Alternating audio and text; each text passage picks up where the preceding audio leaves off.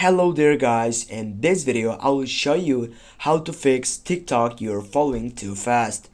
Now when you're getting up to this problem, that means that you've exceeded the following limit of TikTok. In other words, you're temporarily unable to follow new people. Now to fix this problem or this error on TikTok, you'll have to wait it out. The error message typically lasts for a few minutes or more depending on the number of times you receive the error.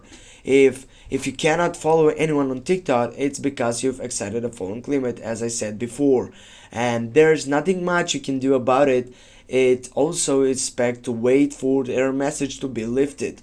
If you go up to your profile section and go to your settings and privacy, and then if you go and report this problem, it will happen because it has a problem by technical section on TikTok. You need to understand that this is a technical problem, and if you go and report the problem by supporting team, it will not happen the same thing as you report something else.